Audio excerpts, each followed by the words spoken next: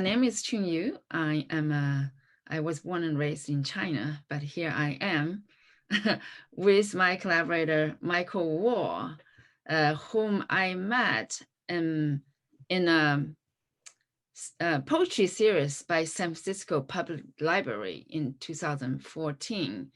We are two poets from very different communities, but immediately we saw the opportunity just through two poets' effort to connect the Chinese American and African American communities who actually live next to each other often in many neighborhoods throughout the Bay Area. So we started first as a personal collaboration, and I translated some of Michael's poems into Chinese, and he's a very important go-to person for my poems in English. And so we discovered so much culture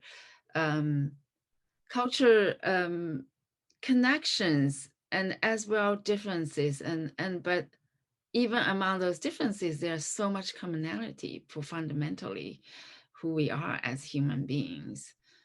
So it's a long journey, relatively long journey until today. So Michael, would you tell the audience more about what we have done, especially in the recent couple of years? Next slide. Sure. Thank you, Chun, and good morning to everyone. And just in case anyone repeats my name, it's actually, believe it or not, Warr.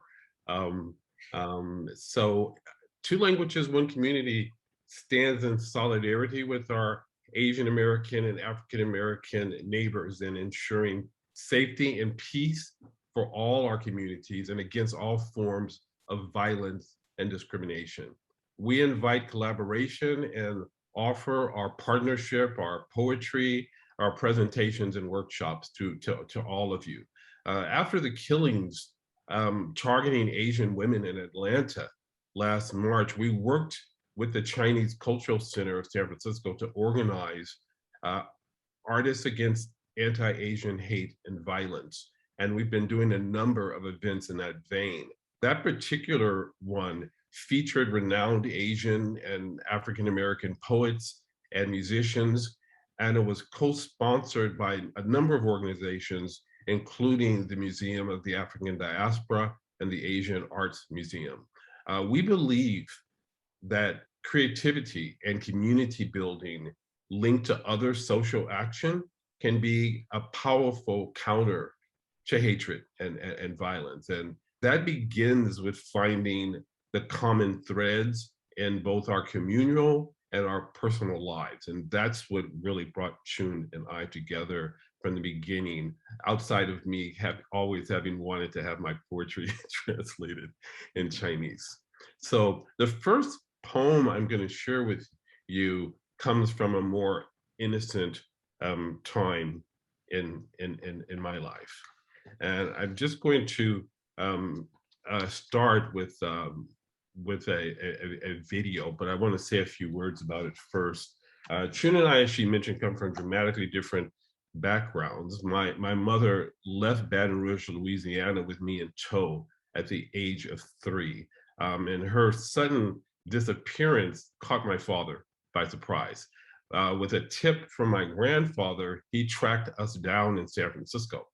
My parents reunited, and between the ages of 3 and 7, my family lived in San Francisco's Bayview Hunters Point neighborhood, which was at the time predominantly African American. So this poem is about one of my earliest memories in that neighborhood, where my father took me to my first baseball game near Candlestick Park. And Chun and I find that by writing and sharing stories about our families and other common interests like social justice and the ecology and so on, that helping community and also helping community members to do the same, with their stories, that we build a common foundation for solidarity. So I'm going to start with this video version of my poem, My Father's Favorite Pastime, which was shot in Candlestick Park before it was imploded.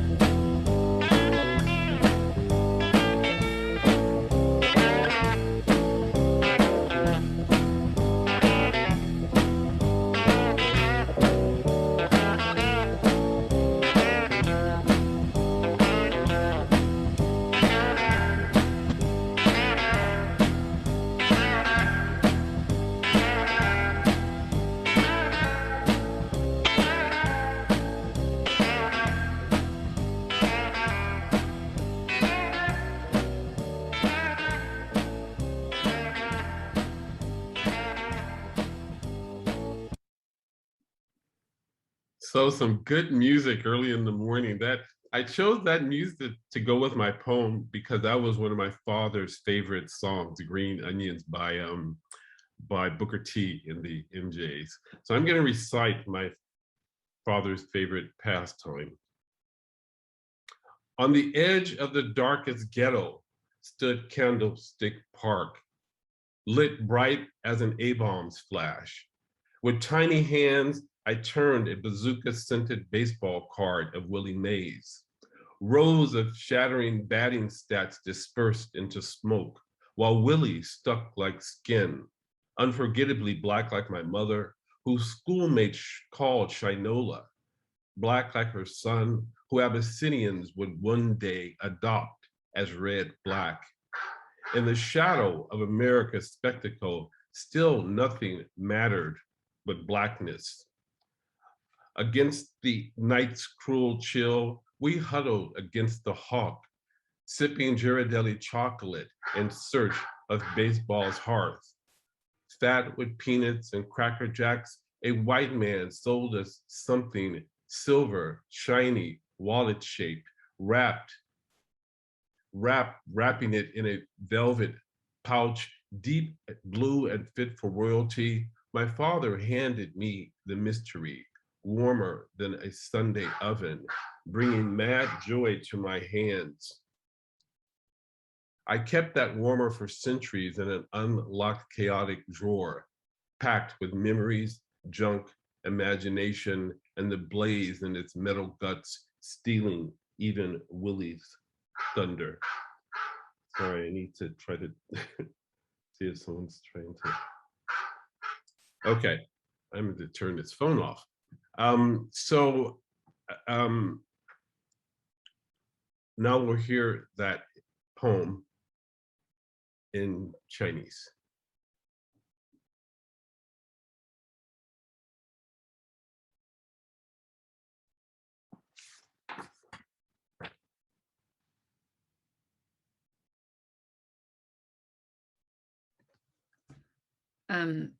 ，sorry, yeah, I give you the poem in Chinese. 父亲最喜爱的消遣，在最黑暗的贫民窟边上，立着蜡烛台球场，像被原子弹的闪光照亮着。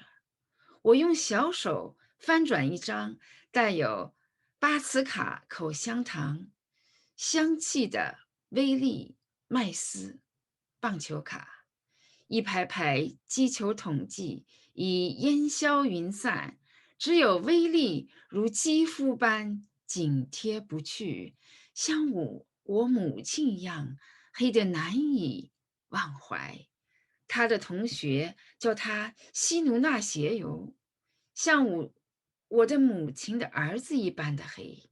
有一天，阿比西尼亚的人们会将它定为红色的黑，仍旧在美国式的眼光的阴影中，除了黑，其他都不重要。Next slide, please. Thank you, Chun. 在夜晚的严寒中，我们相依顶着冷风，一边吸着吉尔德利热巧克力，一边寻找着棒球的家园炉火。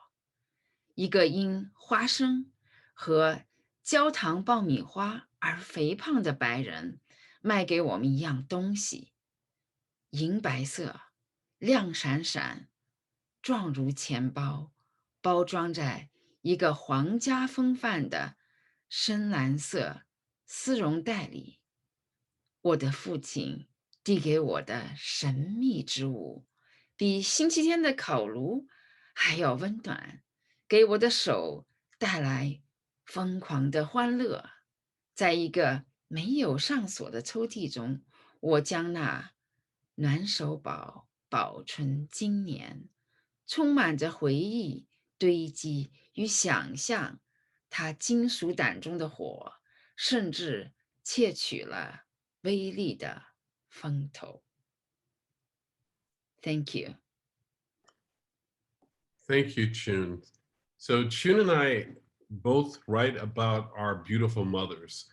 And in this country, my mother, who I think, um, can we move to that slide? Yeah. Yes. Um, and I think my mother looks like a movie star in this image. But as a girl, she was taunted and belittled for her dark skin. And this intentionally very short poem is meant to focus on on that image of her, and it's called Black Star.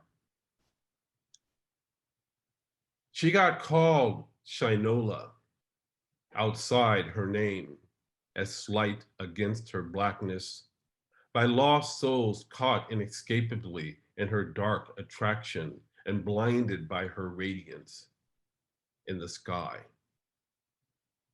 So just a few words. I knew from my first translation experience, which was in German, that the process of translation and the relationship between the translator and the person being translated really requires kind of delving into each of your cultures. And when Chun told me that in China, the word Shinola was known as a luxury item, I found that it was exactly the same company um, that's known in the United States for its shoe polish. It had simply rebranded as a luxury watch brand. And Chun used the Chinese word for shoe polish, which in China is mostly the color black. But I like to use that example because it, it talks about the need for communication and looking beneath the surface for finding the right way to say things. Yes. So I give you the Chinese version of Black Star. 黑明星作为对他的黑的蔑视，他被那些失落在他无法逃脱的黑色的吸引力中，和被他在天空中耀眼的光芒照瞎了眼睛的灵魂们，称呼为希卢娜斜游。Thank you. Next slide, please. So I wrote the poem To Your Assailant Who Attacks Us All as an act of solidarity. I wrote this at the beginning of COVID-19 when attacks against Asian people around the world were happening, but also in the San Francisco neighborhood that I grew up in. These attacks were also happening there. And I'm going to read this, and it will also be shared in Chinese. To your assailant who attacks us all. Next slide, please. Do you call yourself God-fearing, devoted to do unto others? Does your God condone your violence, your ignorance, your corruption? Does your God hate your neighbor like you do? Does your God share your love for prophets bearing false witness, fueling your grievance fever? Do you swallow the lies they regurgitate? Do you really need a reason? Are they truly a true believer of both God and golden calf? Does the all-knowing know you? Do they love you as you are? Does it matter that they are watching your naked depravity? Do you pray before you prey on innocence in this guilty world? Do you have your God's blessing, or are you as godless as you seem? Did your father teach you to beat the mean and maim? Is he proud of your cowardice? Does your mother say, "Well done, son"? Did they train you in backwardness? Do you feel bigger in your smallness, content with acts of uselessness? Is your inner bully seething still beneath your concealed surface? Are you comforted in your criminality, stupefied by superiority, simply insane or lost? Who are you?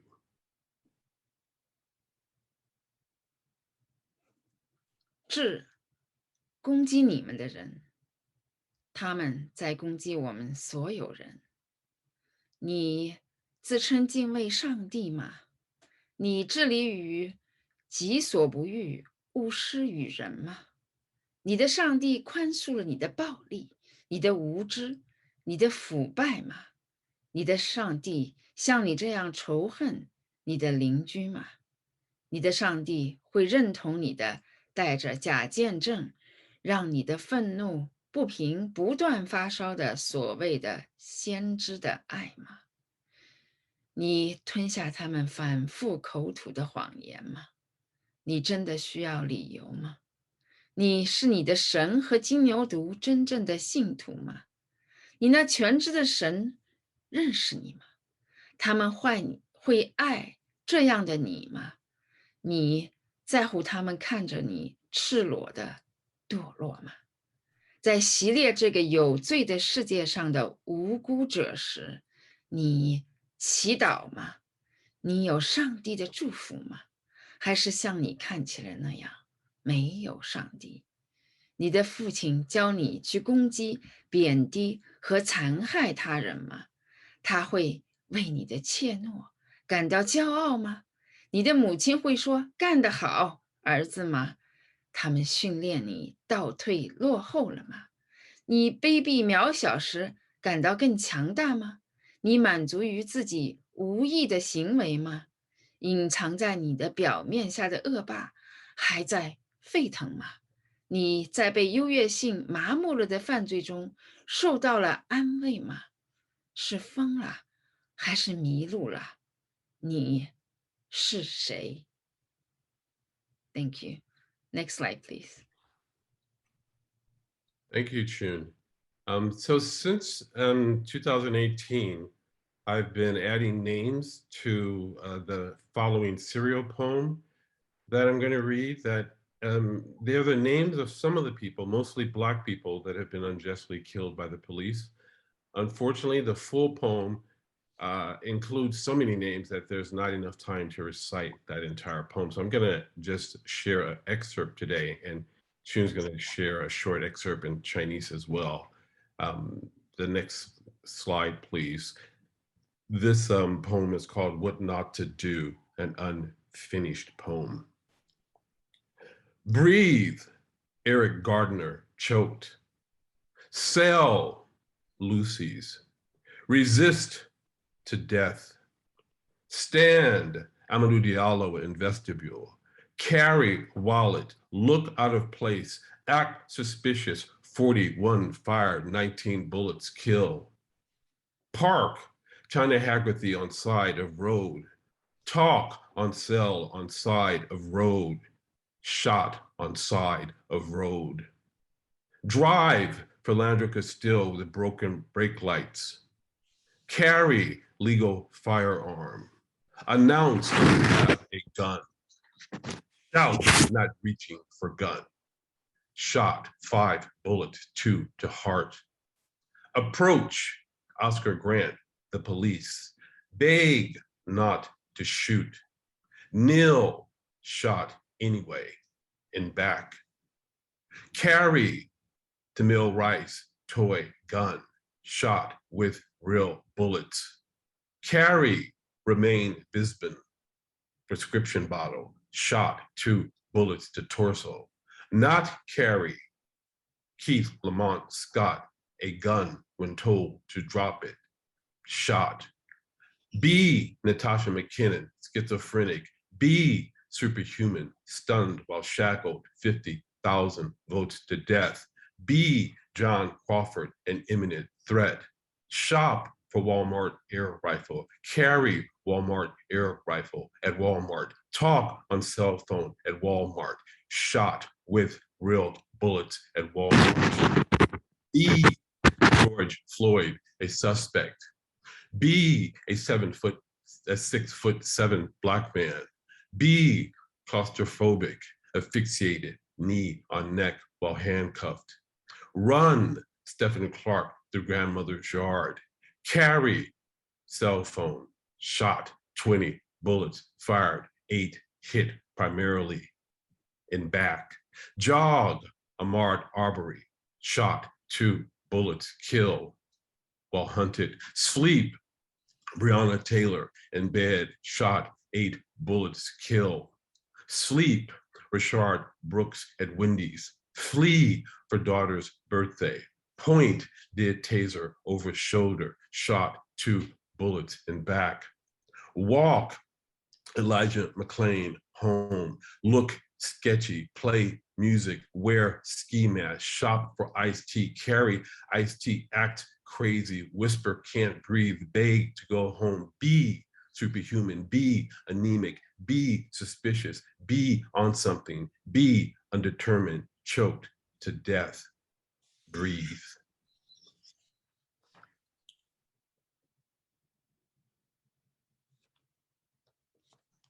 So I just want to say that you just heard an excerpt from that poem, but the entire version will be published next month in the literary journal Obsidian. You can see the full name there, the Obsidian Literature and Arts in the African Diaspora. And this issue, the Radiance issue, will come out soon. And so the website's right there. I urge you to check out the full version of the poem. And Chun's going to share an excerpt in Chinese. Thank you, Michael, for reading that poem.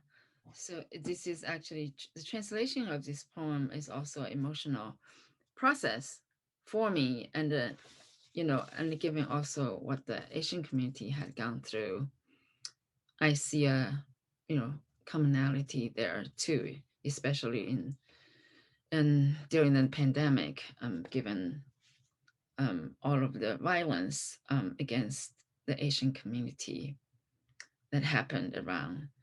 So I will also read a shortened version of even Michael's, what Michael just read. But you will get a sense of how it sounds. 不要做什么一手未完成的事。呼吸，埃里克加纳被窒息，卖香烟，反抗致死，站立。阿马杜迪亚洛在门廊携带钱包，看不自在的举动可疑，41枪打了19颗子弹，杀死。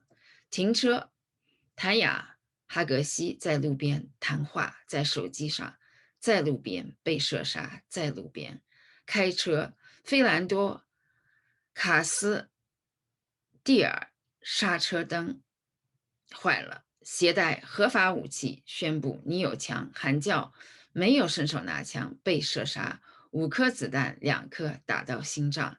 携带塔米尔赖斯玩具枪，被射杀，用真的子弹。携带鲁曼布里斯本处方瓶，被射杀，2颗子弹打到躯干。没有携带基斯拉蒙特斯科特枪，当被告知要放下他时被射杀，放下卡胡安雷1把枪，后来发现的被射杀从后面。是娜塔莎麦肯纳被人攻击，精神分裂，是超人，是备考时被电击，5万伏致死。Next slide, please.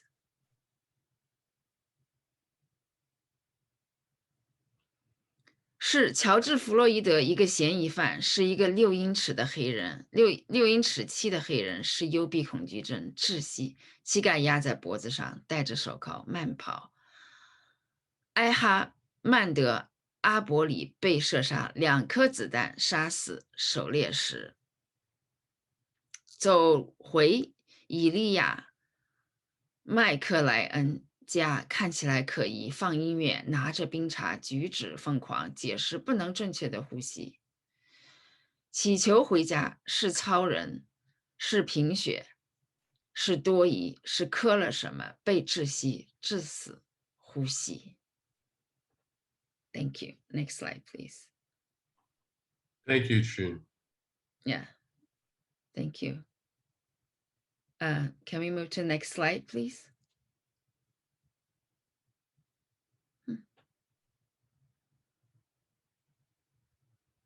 Michelle, can we move to the next slide?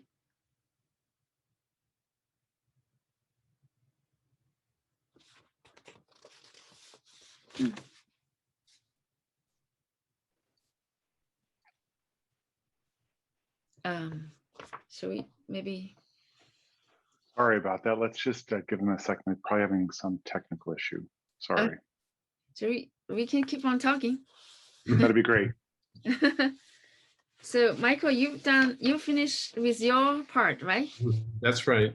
Yeah, so I am going to, we will have slides, but I just want to tell you a little bit who I am. So I was, as I said, I was born and raised in China. I'm actually scientist turned poet and a writer. So I grew up actually during the Chinese Cultural Revolution. And at that time, China was isolated from the rest of the world.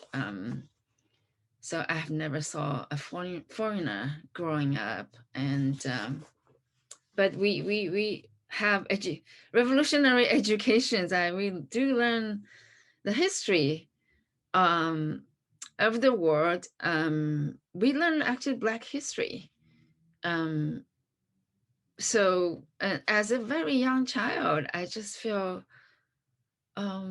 this indignation from within me, because it's something like you, as a child, you were asked, how could it happen? How could it be right? Okay, so here I am as a 3-year-old little girl and in the Cultural Revolution. So I actually wrote this book called Little Green. And Little Green is my family nickname. It's Xiaoqing in Chinese. My family actually call me Little Green. They don't call me Little Chun.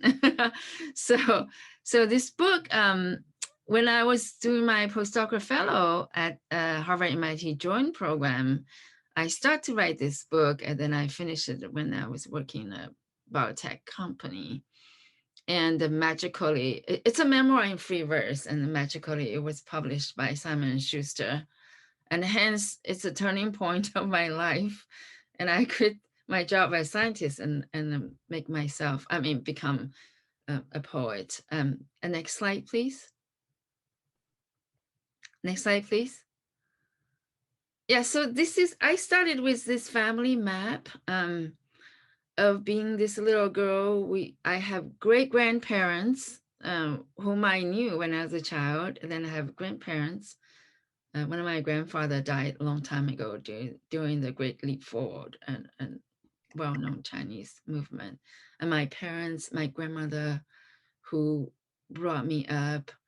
And, I have two siblings, my brother and sister. Next slide, please.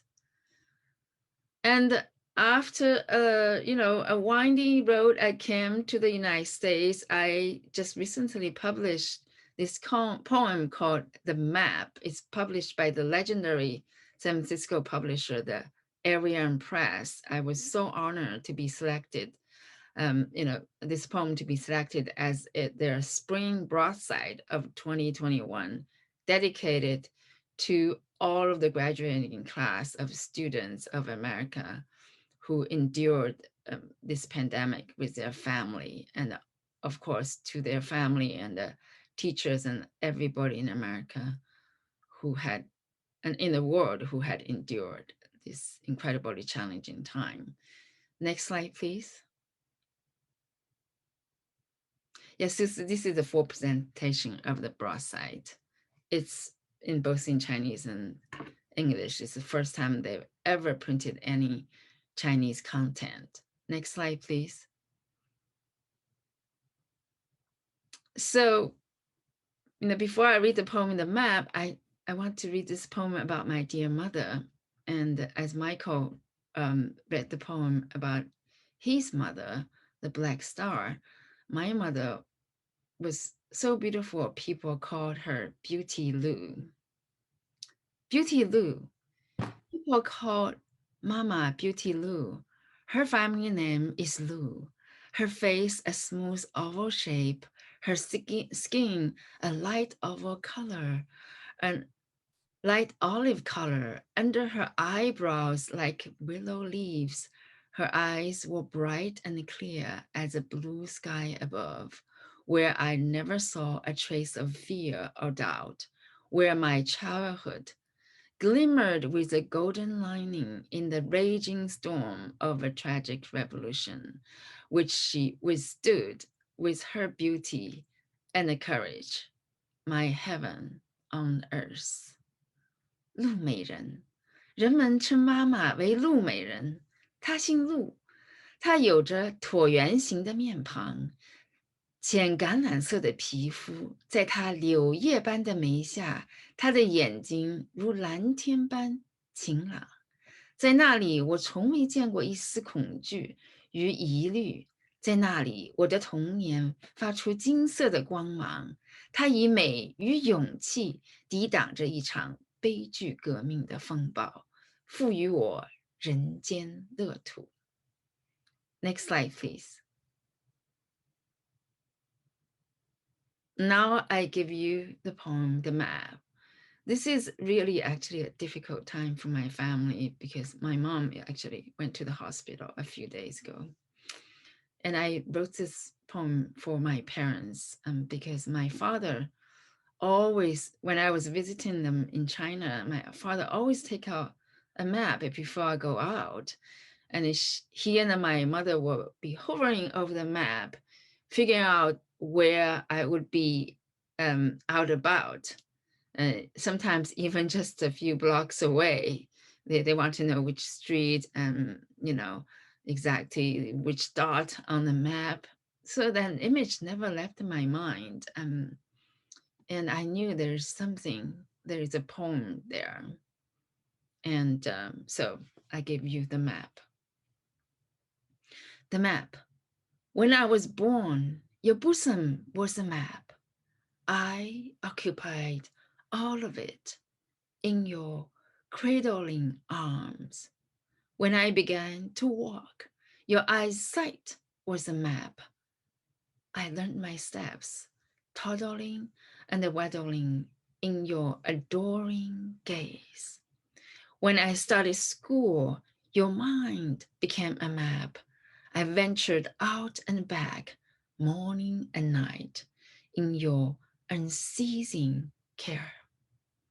When I grew up and left home, from hometown to other towns, home country to other countries, your heart became the map. I searched far and wide, high and low, for my direction and the place in the world in your loving thoughts. Each time I set out for a journey, you asked for my destination, studied an open map, and accurately located the point of my being. Next slide, please. Then one day, you picked up a magnifying glass, eyes moving closer and closer, hands trembling more and more, finally at a loss, no longer seeing clearly the lines and the points on the map. You hold me in your heart. Growing older and older, you can now only walk in my eyesight. Fumbling steps, every trip outside, an adventure. From now on, I will walk by your side so you can lean on me. When we are at a loss, not knowing where to go, love is the map. Thank you.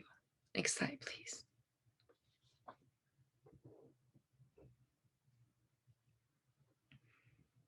地图。刚出生时，你的胸怀是一张地图。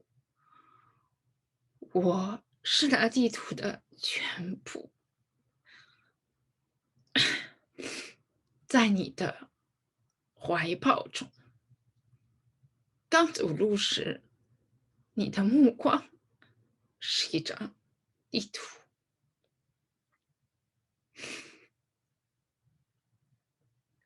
我在那地图中遥遥学步，在你的注视中。上学时，我走出了家门，你的脑海是一张地图。我在那地图中早出暮归，在你的牵挂中。长大后，我离开了家，从故乡到外乡，从祖国到异国。你的心是一张地图，我在那地图中摸索方向，寻找位置，在你的想念中。Next slide, please. 每当我开始一个旅程，你总会打开一张地图，询问我的去处，时时准确的找到我的所在。后来你拿起了放大镜，眼睛离地图越来越近，手抖得越来越厉害。终于茫然中，你已经看不清地图上的点与线。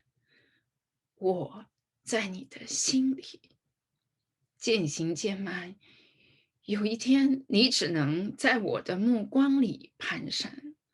每一次出门都是一场冒险。从此我将把你搀扶在我的臂弯。当我们茫然不知所向，爱是一张地图。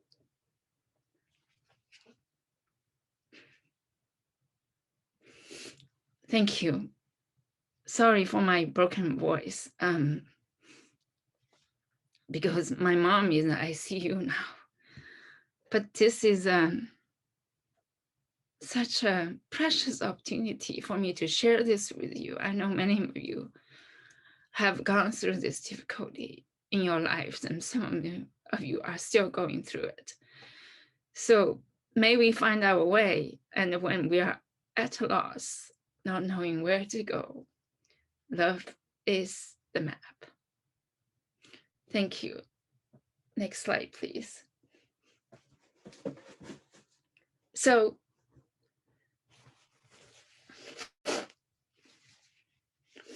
excuse me. So I am a first-generation immigrant. When I first came to this country, I did not know much about the history of the Chinese Americans here. And the photo here is one of my favorite lighthouse on the West Coast. It's Point Bonita and at the Marine Headlands. And you can see there's this gate, there's a white frame in the middle. There is a dark tunnel which lead to the lighthouse, which you see the tip behind. And there is a history of this. I learned that this tunnel actually was built by the Chinese railway builders. And after they finished building the railway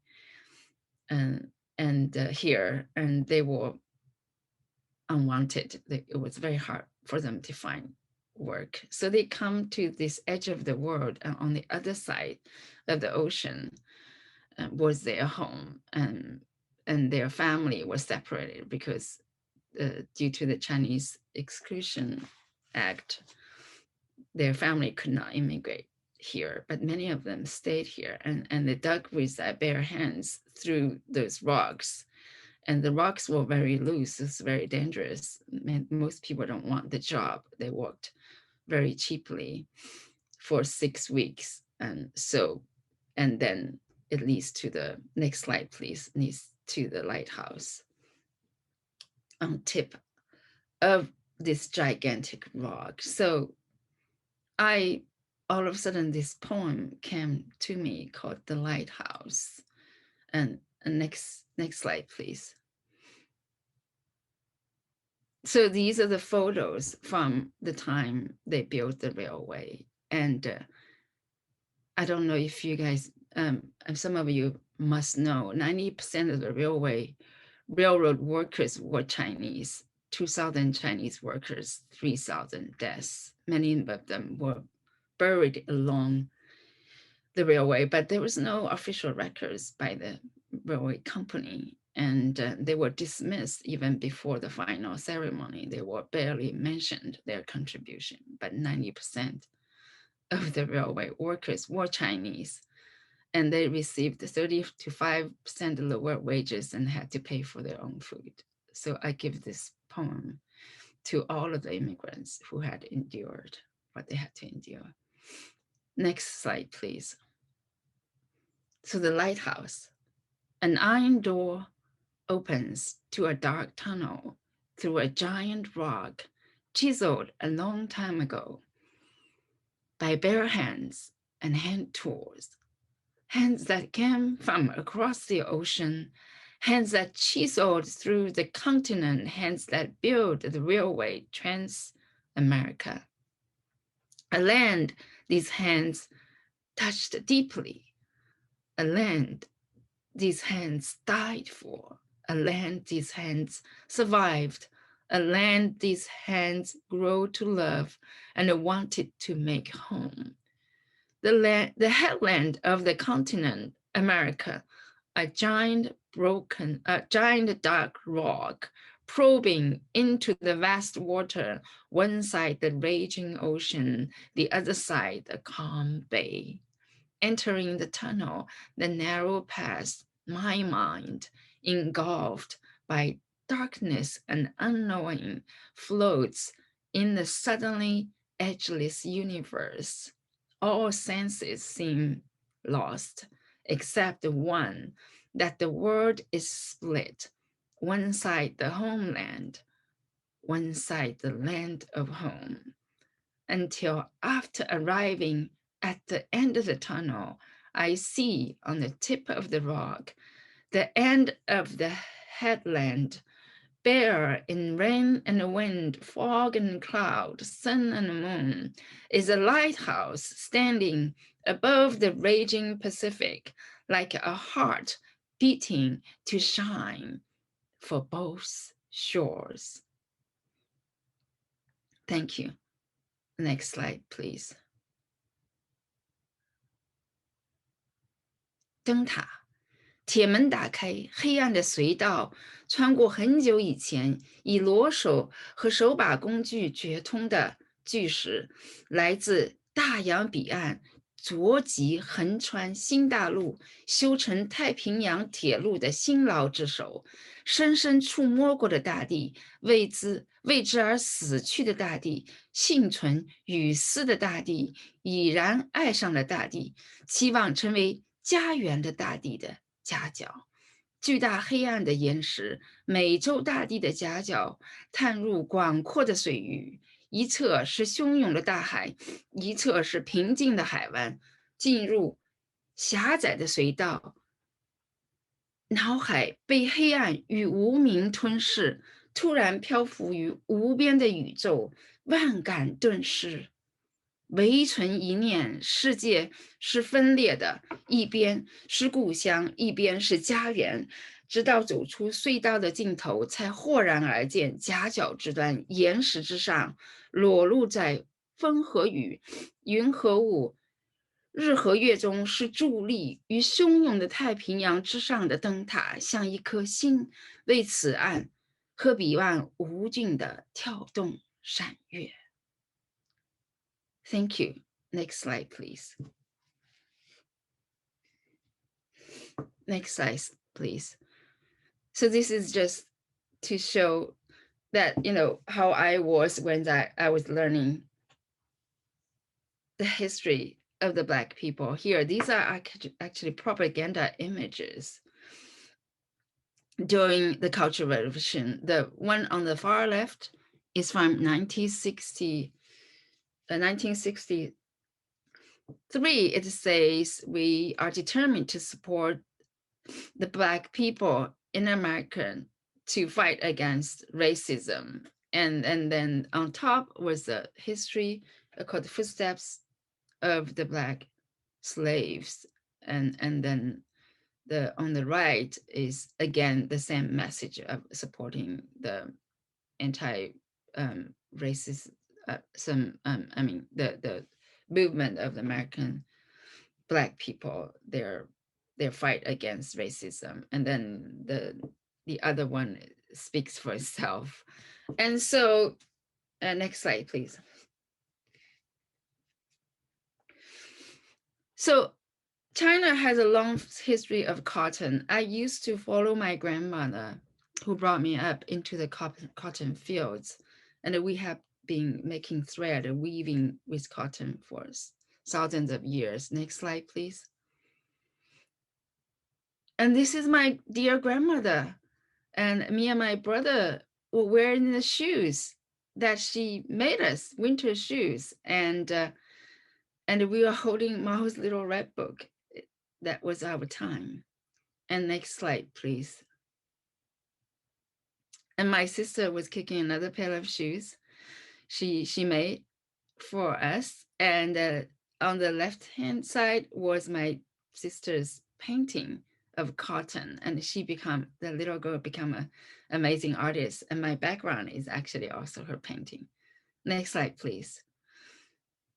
So I imagined as a child, because I couldn't make other connections, and because I never seen a foreigner before, but I was a child, I imagined those Black children who were picking cottons in the fields here, but I understand their history.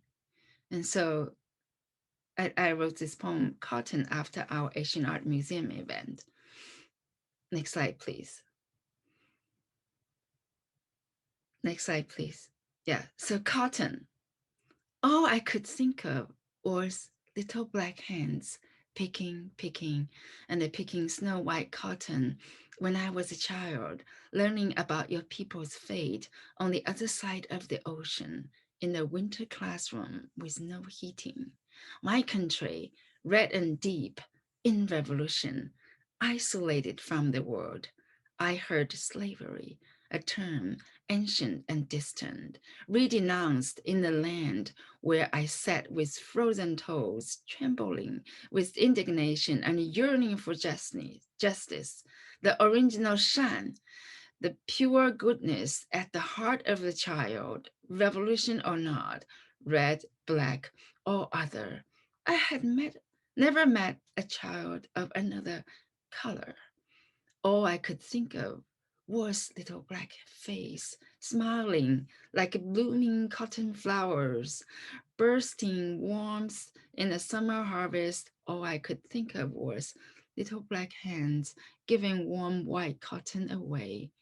Little black hands snatched away from black hands of mama and grandma. Little black hands forever lost in the vast world. Next slide, please.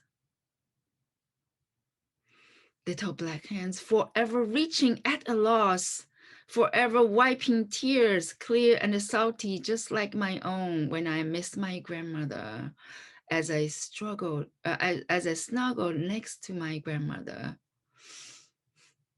under an ancient oil lamp, her hands roughened from cotton picking from the ism and the revolution, which we must all love, and are giving everything to stitching and the cushioning shoes night after night with the few handfuls of cotton rationed to her and a long thread she spun with a wooden spindle, spinning since the beginning of time and a memory to keep my feet warm.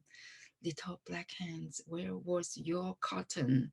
Where was your thread? Where were your mama and grandma? I had never met a child of another color. When I learned your history as a child, all I could feel was your ocean of tears flooding into the yellow sea, rushing the shore 100 miles away. Thank you. And I do have the Chinese version of this, but I don't think, because we are short of time, so I skipped that. So let's move to the next slides. And the next slide, you have a peek. So this is actually back to our two language, one community work program. So this is one anthology we put together. We worked with writers and community leaders from both communities. I translated with another participant all of the poem into Chinese. It's called Catching Memories. It's on our website, two languages, onecommunity.com. The whole book you can flip through. And next slide, please, Michael. Yeah, so we're short on time, so I'm just going to put my comments in the chat. Thank you for being here, and we look forward to seeing you all again.